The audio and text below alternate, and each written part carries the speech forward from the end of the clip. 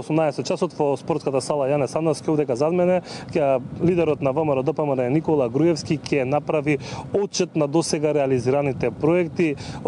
Материјалот е обемен, огромен, голем број на проекти досега се реализирани, а што ќе биде фокусот на овој отчет повеќе од вице-премиерот Владимир Пешевски и член на извршниот комитет на ВМРО ДПМН. Добар ден, кажете ми што ќе биде фокусот на овој отчет?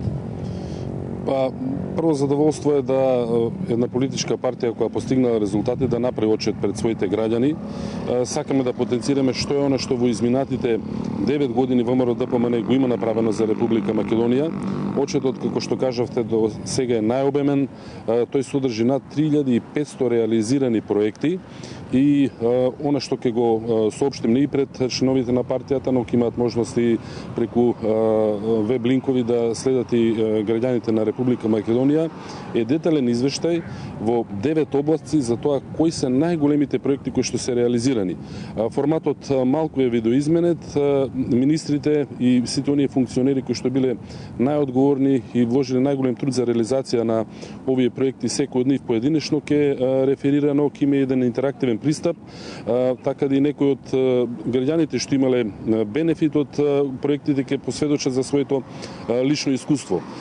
Инаку самиот пристап е многу важен, бидејќи особено во овие времења каде во Македонија постои една политичка криза, важно е граѓаните да видат што значи еден позитивен и конструктивен пристап, што е карактеристика на ВМРО ДПМН. Отчетот го поврзуваме и со претходните програми каде што сме дале определени ветувања.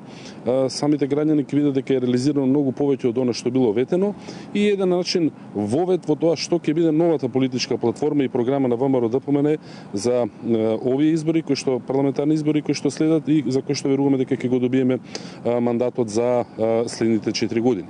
Така, кои проекти би ги издвоиле како најсуштински, најпродуктивни? Па кажав, во 9 области ќе бидат реализирани, ќе бидат направени отчетите од поедини членови и на партијата и функционери.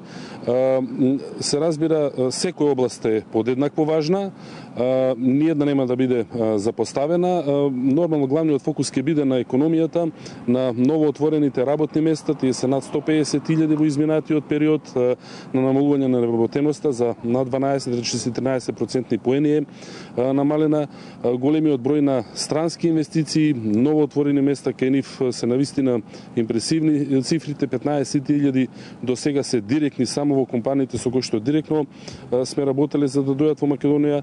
По најавите и понешто се нивните планови за ширење, бројката во брзо време ќе стигне до 32.000 вработени.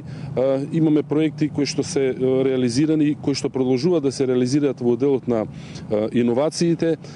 Треба да се спомнат проектите во инфраструктурата, особено патната инфраструктура, имаме проекти во железничката и во енергетската инфраструктура и се разбира оние кои што се и од секојдневен интерес на граѓаните, како што е образованието, како што е здравството. Многу е сработено во овие области, сето тоа ќе биде презентирано.